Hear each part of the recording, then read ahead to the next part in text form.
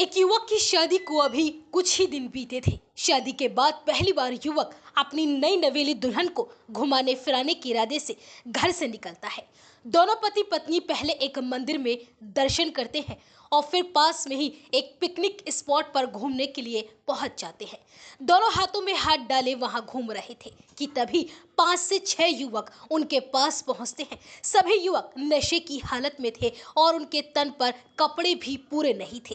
इन नशेड़ी युवकों को देख दोनों पति पत्नी वहां से थोड़ा दूर जाने लगते हैं, लेकिन वो उनका पीछा करते हैं और फिर वो सभी युवक नई नवेली दुल्हन के साथ छेड़खानी करना शुरू कर देते हैं, जिसका विरोध दुल्हन का पति करता है। जिसके बाद वो उन्हें खींचते हुए एक चट्टान के पास ले जाते हैं, उनके मोबाइल फोन और बाइक की चाबी को छीन लेते हैं और युवक के साथ मारपीट करते हुए उसके हाथ पैर एक रस्सी से बांध देते हैं और उसे एक चट्टान के सहारे बैठा देते हैं। और फिर वो सभी दरिंदे एक एक करके उस नई नवेली दुल्हन के साथ रेप जैसी घिनौनी वारदात को अंजाम देते हैं, और वो भी उसके पति की आंखों के सामने। इस दौरान वो इस पूरी वारदात को अपने ही एक साथी के मोबाइल फोन में रिकॉर्ड भी कराते रहे और फिर एक एक करके उन 8 युवकों ने उस नई नवेली दुल्हन को अपनी हवस का शिकार बना लिया। दरअसल दिल को झकझोर कर रख देने वाला ये पूरा मामला मध्य प्रदेश के रीवा जिले का है। यहाँ बीते 21 अक्टूबर को पति पत्नी दोनों रीवा से 25 किलोमीटर दूर गुड़ थाना क्षेत्र के भैरव बाबा मंदिर घूमने गए थे। यहाँ भैरव बाबा की विशाल प्रतिमा है।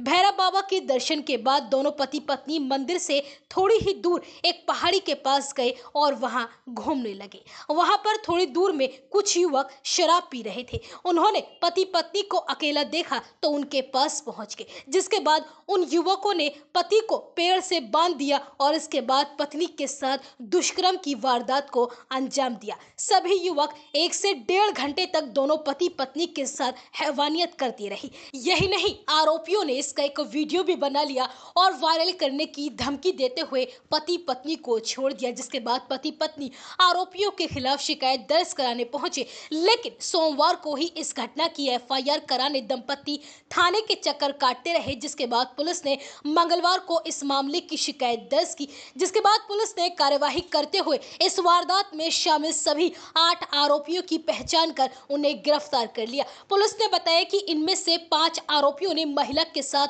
गैंगरेप किया, जबकि 3 ने उनका सहयोग किया। पुलिस के गिरफ्त में आए सभी आरोपियों की पहचान रामकिशन कौरी, रजनीश कौरी, दीपक कौरी, रावेश कुमार गुप्ता, सुशील कौरी, राजेंद्र कौरी, गुरुड़ कौरी और लवकेश कौरी के रूप में हुई है। पुलिस पूछताछ में आरोपियों ने बताया कि 21 अक्टूबर की सुबह 11 बजे गुड़ स्थित एक शराब दुकान से तीनों ने बोतलें खरीदी थी। यहां से 3 बाइक पर सवार होकर हम 5 लोग भैरव बाबा के मंदिर पहुंचे। मंदिर से 500 मीटर दूर पहले जलाशय के किनारे अपने अड्डे पर आकर गाड़ी रोक दी। हमने अपने 3 साथियों को भी कॉल कर शराब पार्टी में आने के लिए कहा। हमने उन्हें कहा कि खाना पीना यहीं करेंगे, इसलिए लिट्टी चोखा के लिए आटा, आलू, टमाटर, मिर्च समेत अन्य सामान साथ लेकर आना। कुछ देर बाद तीनों साथी सामान लेकर आ गए। हमने पहले शराब पी कम पड़ने पर और शराब लाने का प्लान बनाया और एक साथी को बाइक से बाकी की शराब लेने के लिए भेज दिया, जिसके साथ 2 साथी और गए, जबकि बाकी साथी लिट्टी चोखा बनाने में जुट गए। हम खाने पीने और मस्ती करने का वीडियो बनाने लगे। हम सभी काफी नशे में हो गए थे क्योंकि हमने भांग पी थी। तभी बाइक पर एक लड़का लड़की जलाशय की ओर जाते हुए दिखे। हमें लगा कि ये प्रेमी जोड़ा है, क्योंकि आए दिन यहाँ कपल आते रहते हैं। सुनसान जगह जाते देख हमने उनका पीछा किया। तीनों बाइक पर 5 लोग सवार होकर उनके पीछे पीछे चल दिए। कपल जलाशय के पास चट्टान के पीछे चला गया। हमें लगा कि ये लोग वहां कुछ गलत कर रहे हैं, जिसके बाद हमारी नीयत डोल गई।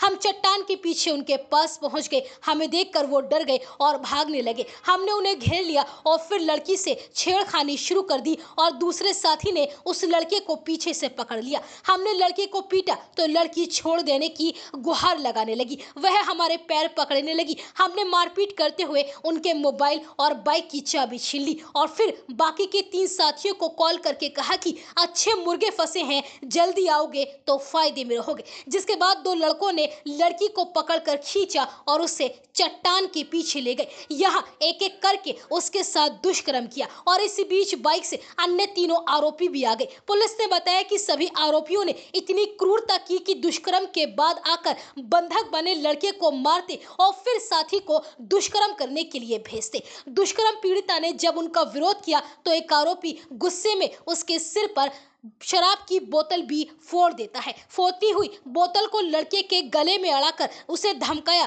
कि यदि चिल्लाई या विरोध किया तो लड़के के साथ तेरी भी हत्या कर इसी जलाशय में फेंक देंगे। यह इतना गहरा है कि किसी को तुम्हारा पता तक नहीं चलेगा।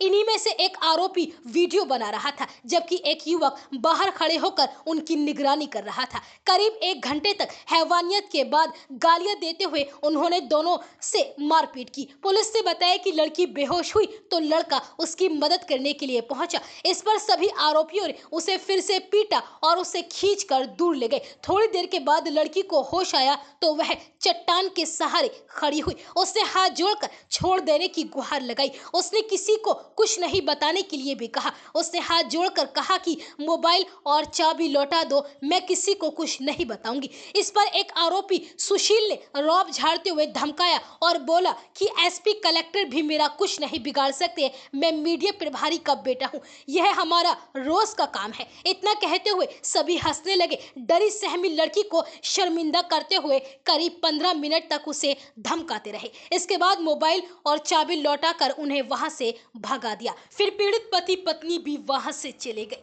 वहीं अब पीड़ित परिवार पूरी घटना को लेकर अभी तक सदमे में है। पीड़िता अब तक उस मंजर को भूल नहीं पा रही है। पीड़िता का कहना है कि मैं इस मंजर को जीवन भर नहीं भूल पाऊंगी। वहीं पीड़िता के पति का कहना है कि एक पति के लिए इससे बड़ा दर्द क्या हो सकता है कि उसकी आंखों के सामने ही उसकी पत्नी से गैंगरेप किया जाए। मैं अब क्या करूं? इस घटना के बाद मुझे समझ में नहीं आ रहा। मैं खुद को कोस रहा हूं कि पत्नी को उस दिन घुमाने लेकर क्यों गया। हम चाहते हैं कि आरोपियों को कड़ी से कड़ी सजा हो।